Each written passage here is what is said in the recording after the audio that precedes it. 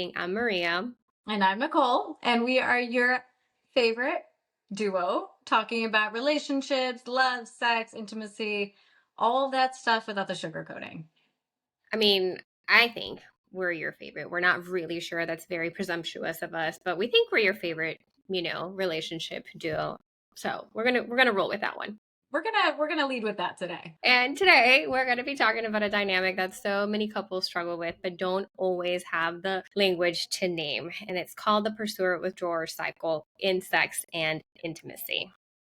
You might have felt this in your own relationship at various points throughout it, where one of you essentially wants more sex, more intimacy, more closeness and connection, specifically found via sex, while the other one kind of end up feeling pressured, overwhelmed, when they even consider having sex or going closer to sex. So the more that one person pushes for sex, the other one pulls away and distances and withdraws from sex.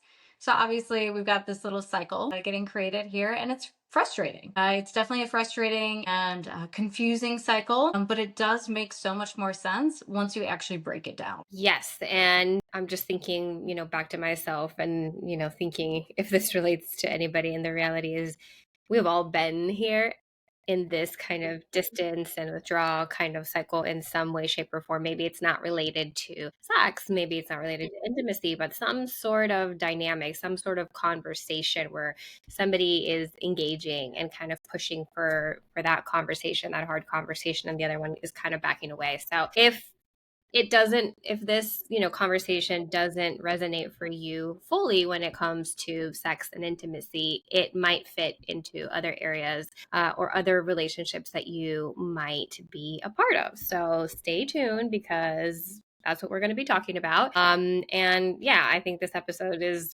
for you, for anyone, because you're just a human. So let's get into it. I'm so glad you named that, because I think, yes, this month our whole series is on desire discrepancies within sex. And then this cycle definitely fits into desire discrepancies, right? One person wants more, the other one wants less. So this is like sex themed right now, but truly like with emotions. I can even think about myself. I'm very much a emotional pursuer. I want to talk about emotions and I want to share all the time, and I want to invite you into my world, and I want you to tell me about your world. And the more that I do that and I probe and I pry, when really that's just my way to connect. I'm not trying to be annoying. The more my partner withdraws and avoids and turns away, then I feel alone. And instead of talking about that, I just probe more. Right? Yeah. And then he just walks away more. And if that sounds familiar, to Maria's point, that's what we're talking about here, is what happens when one of us is trying to approach and the other one is avoiding and turning away. With sex, though, because that's where we're going. Let's set the scene, right? So this one partner is the sexual pursuer, is what we're calling them, or the approacher. They crave intimacy, they want affection. Sex they often view as a way to feel close with their partner. So they initiate more often, right? They might either initiate the sex itself, or they could initiate conversations around sex, wanting to talk about sex, what they desire. They might even initiate conversations around their disappointment about the sex that they're not having. And when they do this, we get And then we get the counterpart to that, which is the sexual withdrawal. So, in response to all of the initiation, they start feeling pressured or overwhelmed. They usually start avoiding, again, back to the sex component of this, they start avoiding sex altogether. They pull back on affection. They try to avoid leading their partner on. So, it's almost like, oh, I don't even want to kiss you, because if I kiss you, then are you going to assume that I want to have sex? So it's almost like you're kind of like running away from your partner, because you're thinking that any sort of intimacy or softness that you have can be perceived by the other partner as an okay or consent. And so they kind of avoid everything altogether. Can also be shutting down, because sex starts to feel more like a duty than a shared experience. And I always feel so sad by that part in the cycle. So the withdrawer, I get it, right? They're going to pull away and they're not going to engage in the touch because, granted, they think it's going to lead to sex, and sex is what they don't want. But guaranteed, they do want to feel close to their partner. And so it's almost they're losing two in the mix, They're essentially turning away and pushing away this touch when there might be a part of that touch that they actually want to feel. They just don't want it to turn into sex. So I always just get so saddened by that withdrawal cycle that there's got to be another way to manage this, which obviously we'll get to today. Yeah, I'm Um, with you. When I see yeah. it, in session, I'm always like, oh no, I see it as the third party. We're privy to the dynamic, and we're like, oh, I see it, I know it, I Uh-huh. understand it. Almost kind of like when you're watching a movie and you're kind of like seeing it all unfold, but they can't see it and you Yep. can. And it's like, no, like guys, if you just go and do this, like you'll be fine. You're both wanting the same thing. You're Yes. both same thing. So it's really, I'm with you on that. It's so hard to watch. And the other kind of sad thing by this is that cycle really feeds itself, right? Hence the name, it's a cycle, it's circular. But the more that the pursuer pushes and approaches, the more that that withdrawer retreats, right? And then the more the withdrawer pulls away, the more anxious and rejected the pursuer feels. So they push even harder, right? It's this Mhm. emotional tug of war, this dance between the two of them that kind of leaves both partners feeling pretty disconnected and misunderstood. And I think back to there's a couple I worked with in the past, and this was such a tricky one to get them out of this trap and to name it. I've seen it played out so many times, but one in particular was the husband had attached sex with a sense of closeness. It's how he connected with his wife the most. She, on the other hand, needed to feel emotionally connected before having sex. That's not too uncommon. Unfortunately, though, the relationship was so high conflict that closeness was really out of reach. So he was still wanting the sex to feel close. She's over here saying, we just like bit each other's head off in this conflict. We've been in a screaming match. There's tension in this home. How could we possibly have sex? Right. And so sometimes, though, she would just have the sex anyway. She Mm. thought, I'd rather have the sex than sit with feeling pressured and then being asked again and then feeling guilty for not giving him it and then having to manage his emotions if I said no. So sometimes having sex was just the easier option, Mm. which obviously didn't make her desire it anymore. So they found themselves in this cycle where he was desperately pursuing connection, even in a state of conflict, via Mhm. the sex that his wife didn't want to have. And she had two choices: reject it or have it out of obligation. And when she obliged, he felt her disconnected during sex. Obviously, she wasn't totally there or enjoying it. And when she rejected the sex, he felt rejected. Mhm. Yeah. There's you play it out and I'm just like, yes, I can see it happening and unfolding, and it's very much this domino effect, like a circular domino effect, right? Like they keep going around and around. I had a couple, actually, I worked with her individually, and she was stuck in the dynamic and kind of trying to figure out what, she could do. And she's like, oh, I just don't want to feel pressured into it. So I lied and I told him that I was on my period when I wasn't actually on my period. And I was like, oh my gosh, like, I understand, but like, we need to be talking about why the lie is so much easier than actually like having a conversation about what is happening. And so many things can happen in our attempt to try and manage the situation. And oftentimes, the way that we try to manage it makes the problem even worse because now we're lying and now we're just adding this whole new layer to the thing that is happening. So not only are we stuck in this cycle, but now we're lying or we're creating these third entities to kind of make sense of the cycle. It's a mess. It really is so messy. It's a lot. Also, what if this partner of hers, she said this lie that she's on her period, and he's like, great, love period sex. Sure. Yes. Now what? Yeah, I know. Thank you for saying that. Like for her, it was like obviously, her own preference. It was like, I'm on my period, we're not having sex, right? Right. But that's not to say that like so many other couples enjoy that and that, whatever floats your boat, dude. But like, yes, yes, yes, such a mess. So if you're listening to this, our little stories and the things that we have been sharing and thinking, oh, fudgesicles. This sounds so familiar. The first thing that we want to start doing with the mess and the dumpster fire is to actually, one, obviously acknowledge that it's happening, acknowledge that this is the thing that you are stuck in, that there is a cycle and that it's feeding into each other and it's creating problems. So we want to acknowledge it first. That is the thing that is happening. And then again, we're not going to start pointing fingers. It's about understanding what's happening between you and partners. So there's a few questions that I want to make sure that you are asking yourself and you're kind of reflecting on that. So question number one is, what role do you usually play? So are you the one pursuing? Are you the one withdrawing from your partner? Or does it depend on the situation? So this is a great, again, awareness piece of what role do I play in this cycle?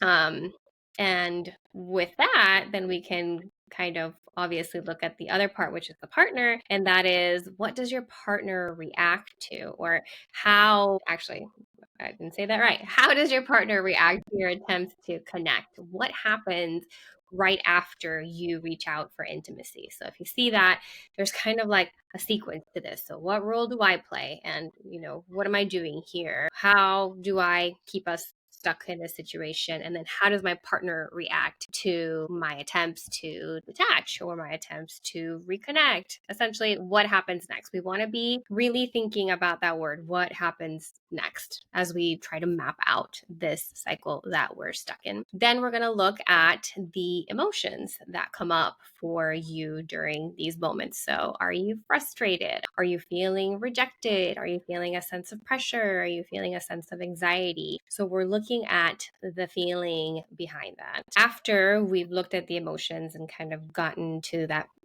feeling component of this, then we're going to look at the assumptions that we make about our partner's reaction. So they've done a thing, they've either pursued or they've withdrawn. What meaning do we give to that? So is it they don't love me because they are pulling away from me? Or is it, oh, they only want sex when it's convenient for them if they're the ones that are usually approaching us? Or I can never do enough, right? It's kind of like the story that we tell ourselves. And we've said this 1,000 times. We will continue to say this 1,000 times in our podcast regarding the story that we tell ourselves. And those are the assumptions that we make about their actions and their reactions. And then the last thing is, what patterns do you notice over time? So is there a predictable rhythm to your disconnection? Does it have anything to do with context? So maybe stress related, maybe it's, with the kids and then we're feeling overwhelmed by that, or it's family, or it's financials, right? So kind of looking at all of these other patterns and external things that might be playing out and making it extra hard. So just running through that one more time so we can kind of, keep it together. What role do you play? How does your partner react to your attempts to connect or to disconnect? 3, what emotions come up for you in those moments? 4, what assumptions or stories do you make about your partner's reactions? And 5, what patterns do you notice over time, right? So we're taking a micro and then a macro approach to all of this. So self, partner, and then the cycle that's happening between you guys. When you paint it like this, it just makes so much sense. And I want to actually add one. Yeah. After the assumptions, right? So that story that we make this mean, right? My partner doesn't love me. I can't do enough. I'm not wanted here. I'm not desirable. Is we usually then behave in a way according to that story that we're creating. So after we tell ourselves this story, right? I'm unlovable. What do you do? Mhm. Do you turn away at that point as Mhm. well? Do you pursue even harder, right? So that's the very classic push pull Mhm. dynamic that we're talking about. But really, Yeah. then that behavior, because then your behavior to your partner's rejection is going to fuel another behavior in them.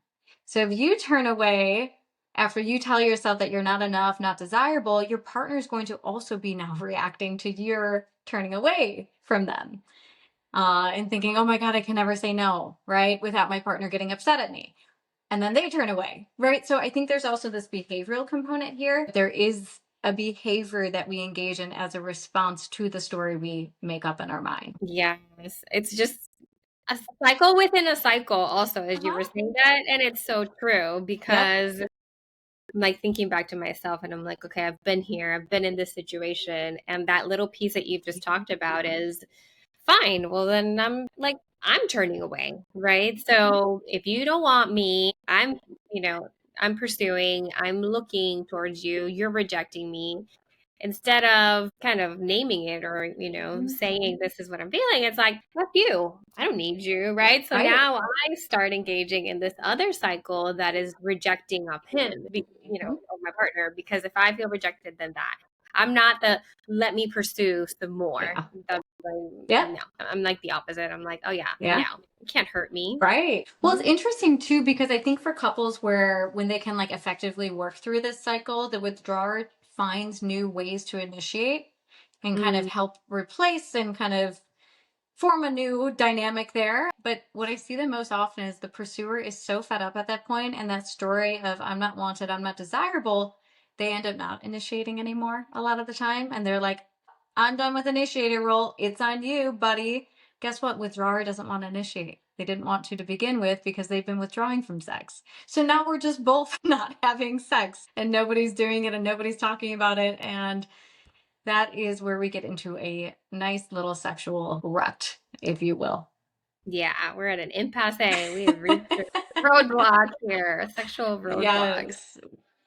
All right, so we've kind of broken down the cycle and, love how you included that in there as well. What's next? Yeah, I mean, I think we've got to look at a little bit around what is happening when we pursue and why we withdraw, right? And so essentially Mm-hmm. what's really going on here. And on the pursuer kind of route of things, often it's validation and reassurance. Sex is connected to that.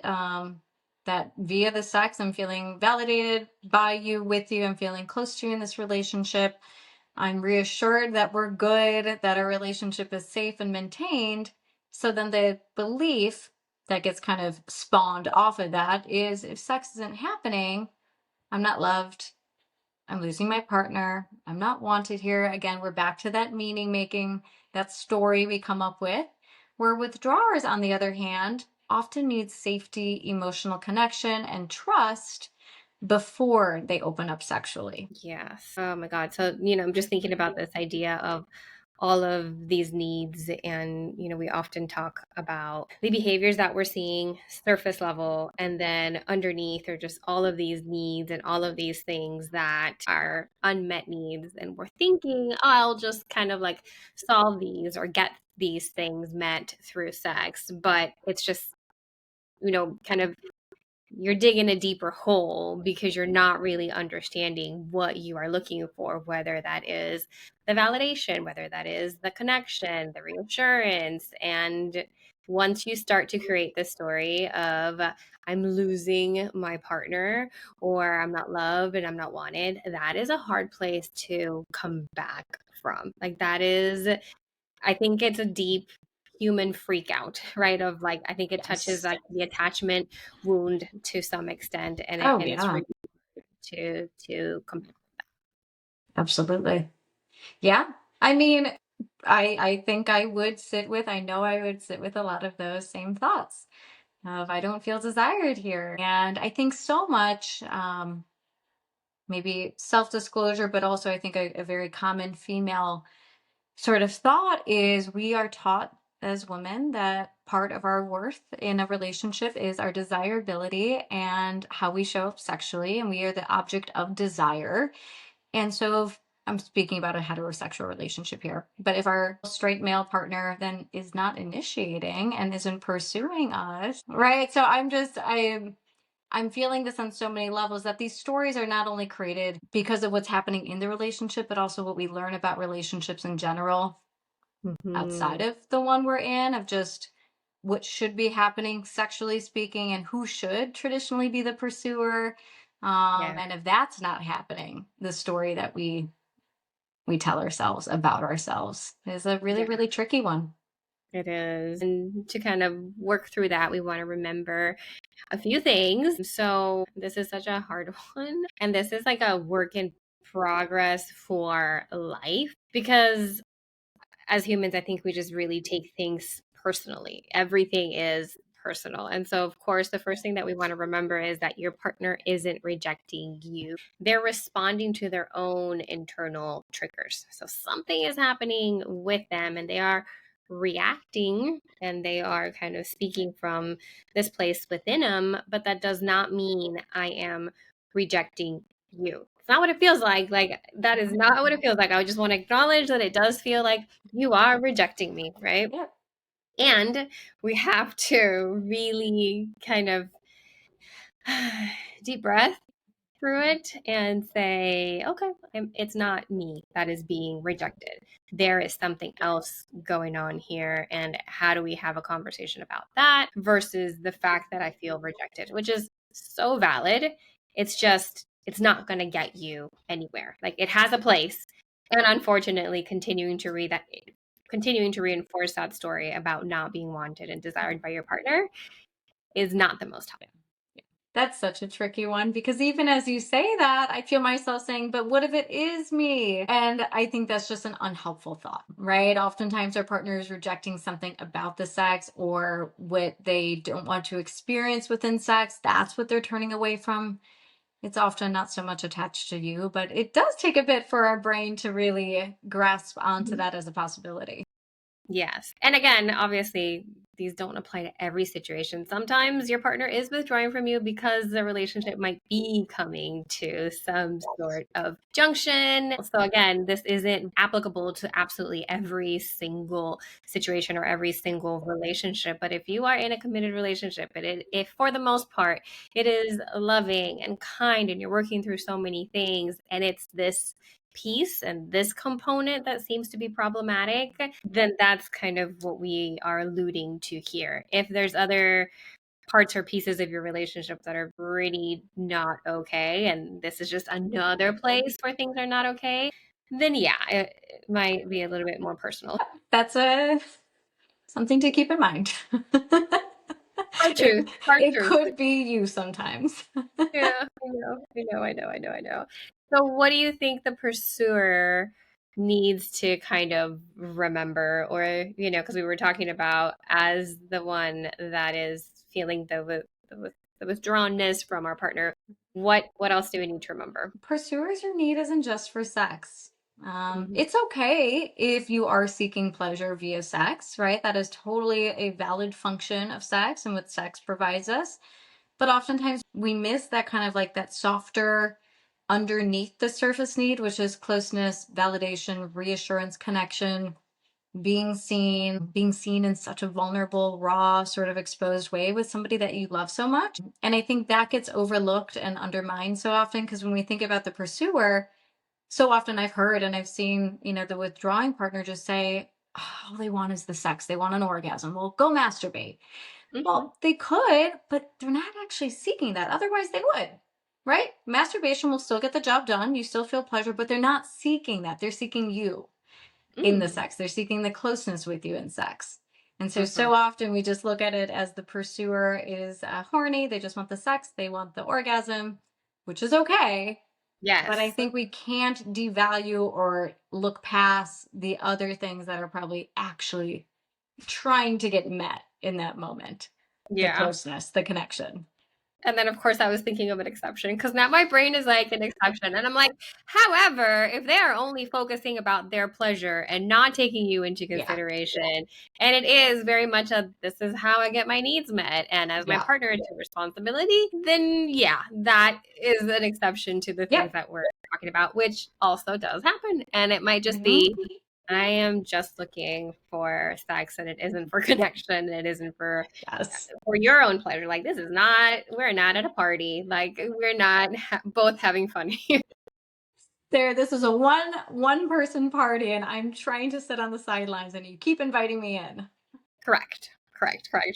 Exactly. Yes. And then also thinking about the other, side of for the withdrawer, you're not broken for needing, and I don't like to use the word broken, but I think it's language that people can, like, we can all relate to.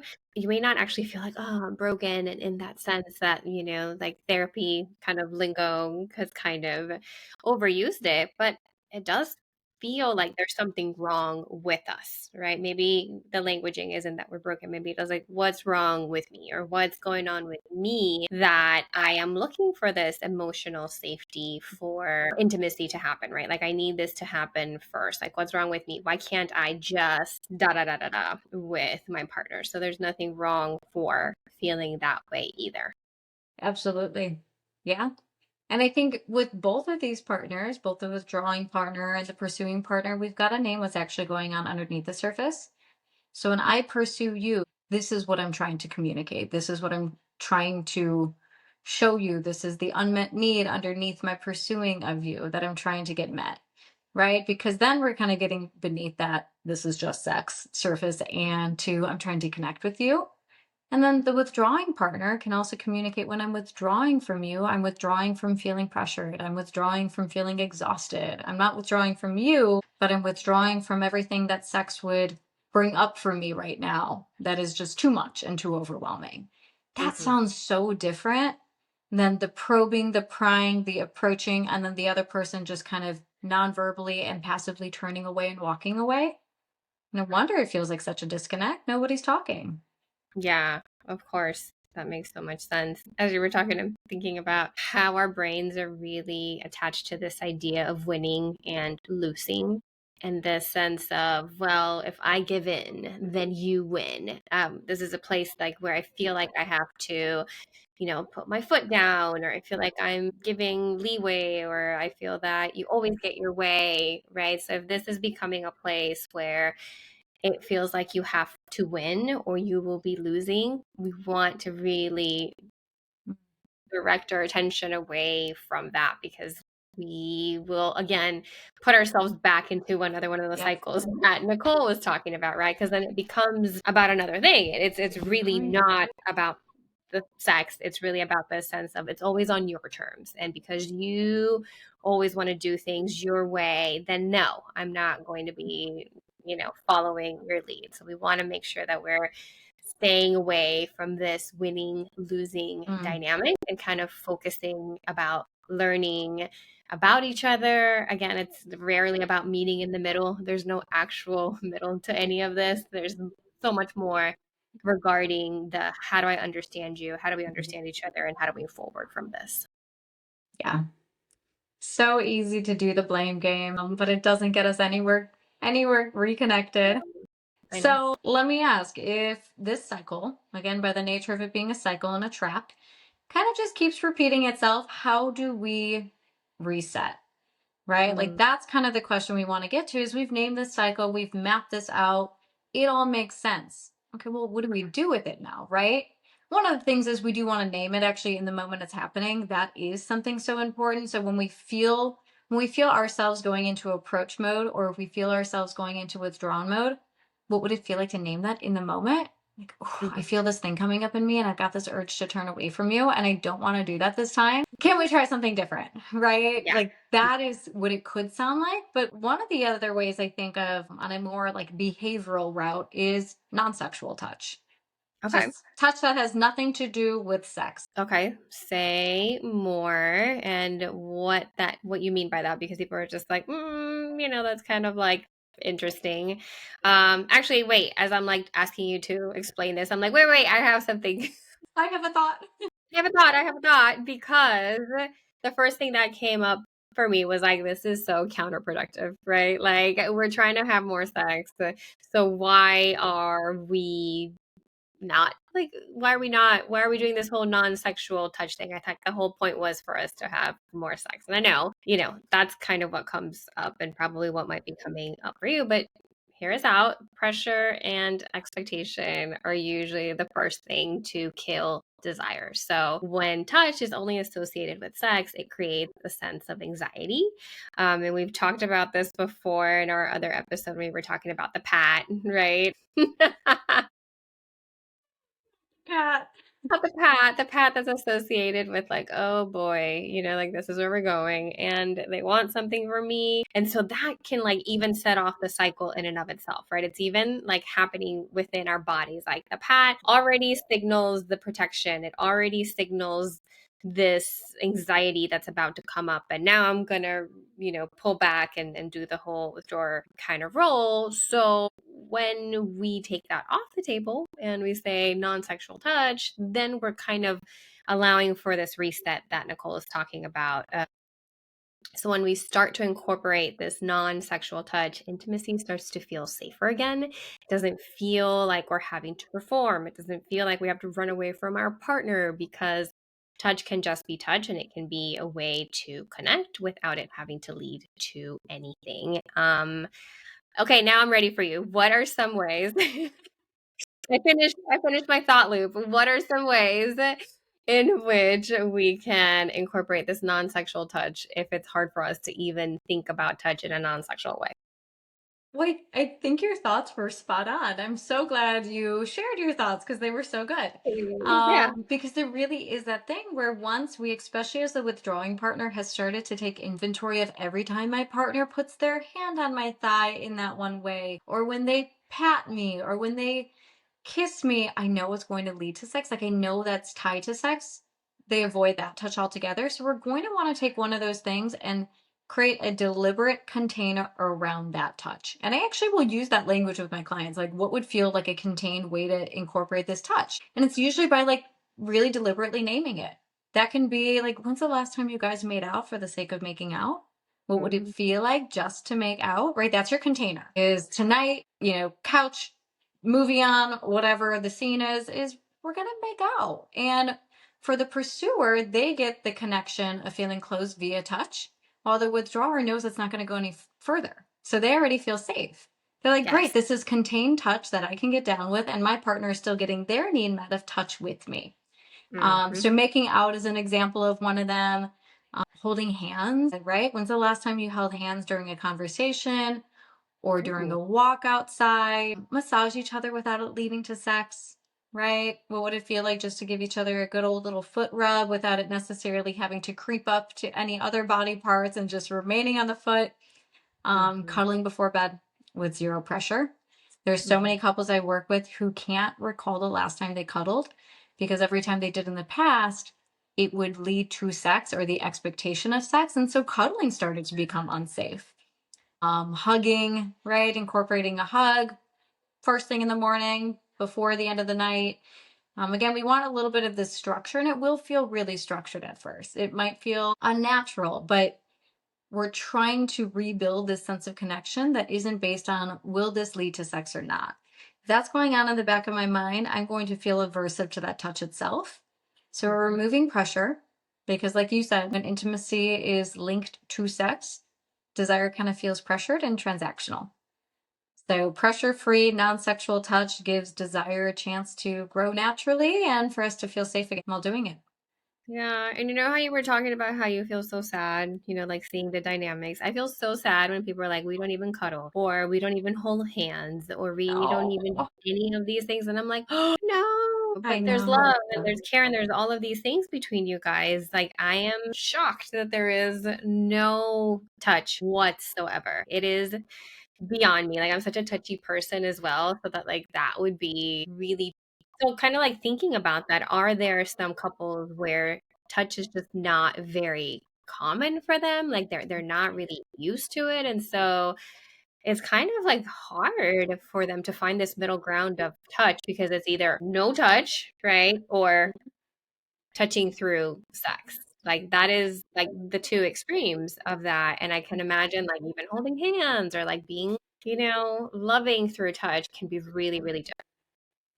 Absolutely. And I think there's a block there that develops over time. For some couples, maybe touch just hasn't really been a part of their relationship, and maybe they're good with that, right? I don't want to assume that every couple who isn't touching is in like an unhappy, unloving place. But for the couples who did have touch as such a core part of how they connected, and now it's become something unsafe, aversive, negative, avoided, that's a little bit different of a scenario where we're going to want to start to bring touch back in very deliberate, like dedicated, agreed upon ways. Yeah, I'm gonna be touch normative here. Yeah, but not even that. I genuinely think that it is one of these like human things. Like they've done studies. Do you remember back in grad school when they talked about touch and the monkeys and how there were Yes. wire monkeys and how there were monkeys that like didn't have food. So there's this study, long story short, the monkeys that had touch were much better adjusted, right? You know, you see this like in animals where you see like parents like licking, like there's like rat studies as well that like mother rats who lick their little baby rats are also like better. Yes, I'm serious. Like I genuinely think like y'all gonna have to get over this idea of like we don't touch because it is genuinely important for your immune system. It's genuinely important for your nervous system. I don't think you're happy if you're not touching your partner. I'm going to say it. I Love might get this. called out. We've got debate mode Maria. She is up here. She's fiery. She's all for the touch. I'm going to get called out and get canceled for this from like the other therapists. They're like they're functioning fine. I'm like they're not. Like I don't know what to say. It's just not They need a happening. hug. They need but they really do. Maybe they needed a bunch of hugs when they were children. And see, like, Oh, they're like, yeah, yeah, this is all connected. But anyway, I'm gonna get off my soapbox because we've been focusing so much on the differences. We've been looking at all the ways in which we disagree, all the ways in which I see you as the problem, all the ways in which this is on you and you're wrong and I'm right. And that's probably one of the biggest mistakes that couples make, which is focusing only on the places where they disagree instead of we don't see eye to eye on this, right? Or like, yeah, I guess we're just like agree to disagree on this. Well, no. Okay. What if we shifted that to where do we already align? Like, where do we see eye to eye? What can we agree on versus focusing and honing in on the things that separate us? What are actually some of the things that bring us together? I think this is so important because it is so easy to stay in your side of the Venn diagram versus moving into the middle. And so if Mhm. you really have to like map it out in that way, draw up a Venn diagram where here are your needs and what you want and here's your partners, and in the middle we find there is so much overlap, right? So like take quality time for example. Most partners like quality time. It is a love language, it is a need in a relationship to feel connected and close. But if one partner assumes that quality time equals sex, well, we're making this assumption, right? And now again, we're turning away from this idea of quality time maybe altogether if we only think it's attached to sex. When maybe quality time for one partner does include sex, but the overlap is they really like going on morning walks with you and grabbing coffee, Mhm. or they really like pouring a glass of wine at the end of their workday with you and turning on a movie and sitting close to you on the couch. Right? There might be other ways in which we can define quality time outside of just sex. So Yes. define, clarify, what does quality time look like for you? Where do you two overlap as well with what sex provides for both of you? With what you're looking for from sex is again, oftentimes we think I'm in my lane over here and here's what sex provides me. You're in your lane over there with the function of sex for you. There's often so much juicy overlap between the two that we just fail to see when we're in this you versus me sort of mindset. Yeah. And I think that it really kind of shifts the dynamic. And so your brain also shifts towards looking at so many other places where you do agree or so many things that you might have in common, right? So when you give your brain the story of we're not seeing eye to eye or we're really different, then it'll really hone in and focus on all of those things. It's like, this is what we believe. We're going to find all the information. We're going to find all the proof that highlights that. But if you start focusing on the things that you agree on, then it kind of starts that domino effect that we've been talking about or that cycle, but in a really positive and helpful way. So you finding the things that you agree on also means that your partner's like, oh, okay, well, here's another place that we're actually doing really great in, or here's what we're actually doing really well. And if you're doing that, then I'm really motivated to be kind and loving and connecting with you, right? So just like there is a tendency to get stuck in these negative cycles of stuckness, then there's also the possibility of getting quote unquote stuck in a positive reinforcing, we're doing amazing and look at us and look at all the places that we agree. So that's also a possibility. Absolutely. I think too, even outside of that, is scheduling in time to be intimate in these Mm, different ways that we define what intimacy is. So not just for sex, but when's the last time you sat down and had a conversation and got to know each other again, or learned something new, or tried something new? So making that kind of this deliberate point to essentially rebuild your emotional connection. Because that is so much of what this withdrawer is feeling, is a lack of emotional connection with you to even be able to go into the sex. mhm. And maybe I'll get canceled for this as well. I always target the withdrawer a little bit first if it comes down to emotional safety needs to be rebuilt. So if they are Mm, withdrawing because they're not feeling emotionally connected or safe, I see you, pursuer. I see you wanting and needing the sex to feel close. But if sure. we start there, that withdrawer is once again going to feel unsafe via sex if they're told they should be having it to feel close. So Yeah. if cancel me if you'd like to, but we've got to start with a person who needs emotional safety first in order to create a foundation where sex can even. Yeah, I would not cancel you. Actually, Thank I you. would 100% be like, yeah, duh. Like that's where you need to start, right? Uh-huh. Maybe the It pursuers will cancel me. Yeah, maybe they'll be like, "You don't care about my needs, like Uh-huh. you don't care." And I'm like, yeah, we'll get there, right? It's not about, and that's also like one of the things of like, I'll do it if you do it, right? Like I will do this if you do that. And sometimes it really is, we're both gonna do it, right?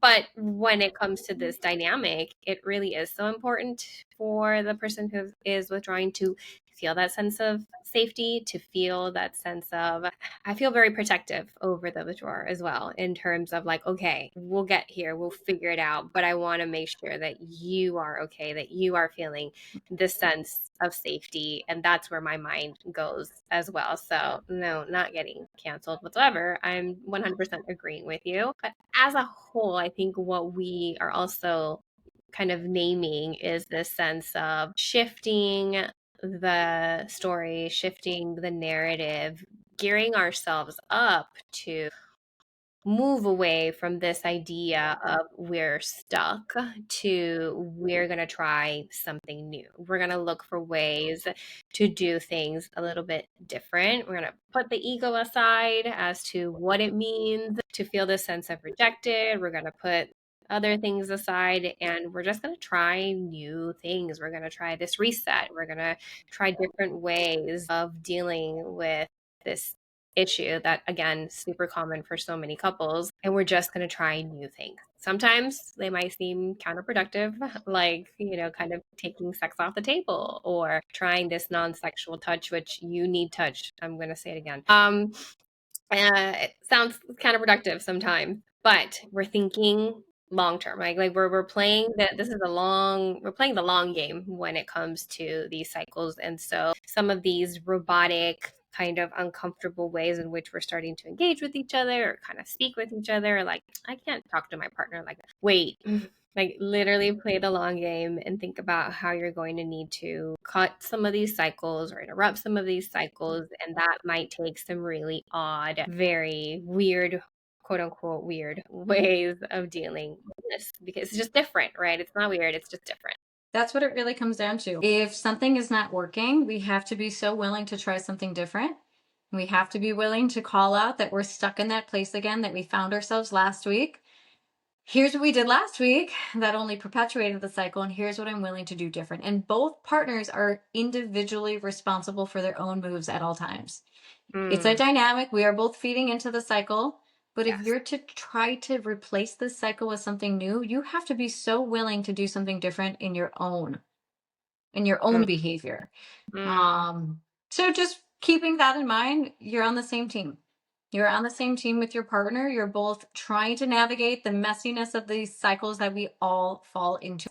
Yeah. And if this week's episode resonated with you, I want to encourage you to not feel like you have to do all of the things that we talked about. I know it was a lot of information. Start small, really. Start with one small shift this week, whether that is looking at the cycle, acknowledge the fact that there's a cycle, acknowledge this thing that is happening, go through the questions of mapping out the cycle, explore your needs, try this sense of non-sexual touch, and of course, again, slow, but talk about it, right? Like, do not do this thing in your head. Do not create this story. Do not think that this is not a conversation worth having or that your partner might not meet you where you're at. It is not a pull yourself up by the bootstraps kind of thing. This is a team effort and you cannot do it alone. Until next week. See you next time See on Relationally Speaking. you. Bye.